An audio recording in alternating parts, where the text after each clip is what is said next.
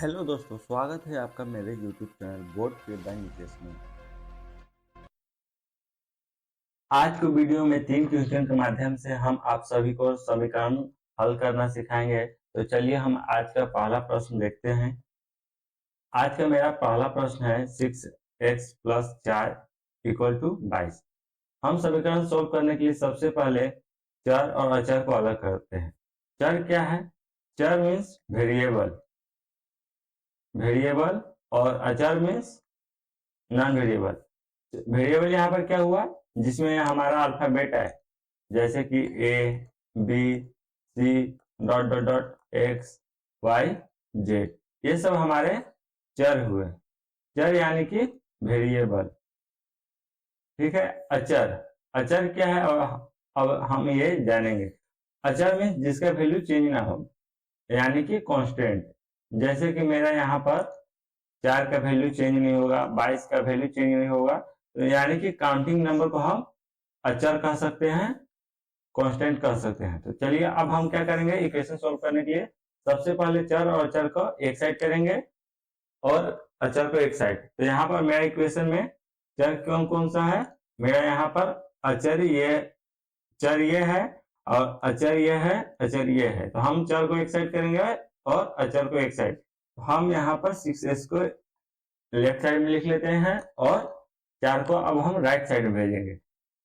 22 अब -4। अब हम यहाँ पर माइनस क्यों लिखे? तो क्योंकि समीकरण सोल्व करते हैं हमें सबसे पहले ये ध्यान देना होता है, जब हम प्लस को लेफ्ट से राइट चेंज करते हैं तो माइनस हो जाता है, और माइनस को लेफ्ट से राइट करते हैं तो प्लस हो जाता है, और गुना लेफ्ट से राइट जाता है तो भाग हो जाता है, और भाग लेफ्ट से राइट जाता है तो गुना हो जाता है। हमें समीकरण सोल्व करने से पहले हमें ये सबसे पहले मालूम होना चाहिए। चलिए आप लोग ये याद रखिएगा। अब हम इक्वेशन सोल्व करते हैं।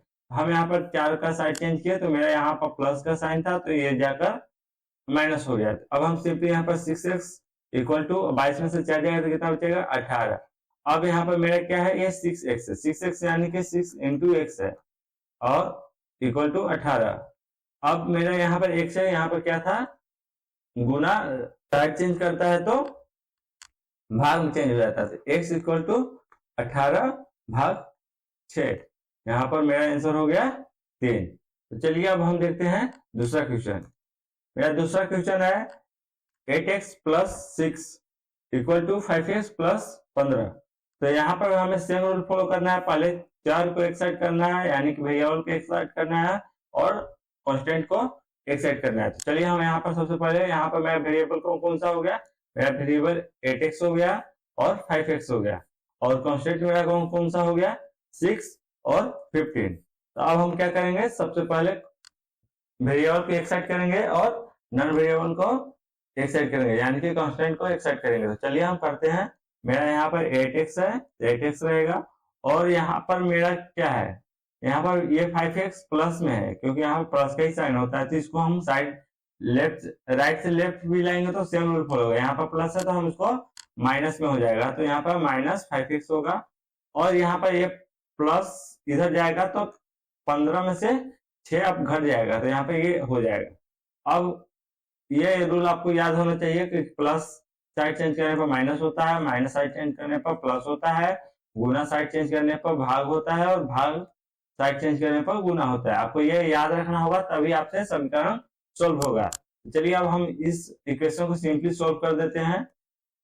तो यहाँ पर 8x में से 5x जाएगा तो कितना बचेगा? 3x, और 15 में से 6 जाएगा तो कितना बचेगा? 9। तो अब यहाँ पर सिंपली यहाँ पर गुना साइन है, तो x = 9/3। तो कितना हो जाएगा? 3। तो इस इक्वेशन का हमारा आंसर हो गया 3। चलिए अब हम देखते हैं तीसरा क्वेश्चन। 10 - x/2 plus 15 + 3x/3 = 20। अब हम सिंपली क्या करेंगे, सबसे पहले इसको सोल्व करेंगे, फिर इधर हम सोल्व करेंगे। यहाँ पर हम सबसे पहले एलसीएम निकालेंगे 2 और 3 का। मेरा एलसीएम हो जाएगा 6। अब हम क्या करेंगे, सिंपली यहाँ पर 3, अब 2 देख रहे हैं तो कितना बार में 3 बार बन जाता है। हम 3 से 10 - x को गुना करेंगे, प्लस का प्लस हो जाएगा, और 6 3 से कितने बार में? 2 बार में, तो 2 लिखेंगे, और 15 + 3x ये हो गया, और = 20। अब हम क्या करेंगे, इसको सोल्व करेंगे, और ये 6 को भाग में है तो साइड चेंज करके इधर गुना कर देंगे। तो चलिए करते हैं।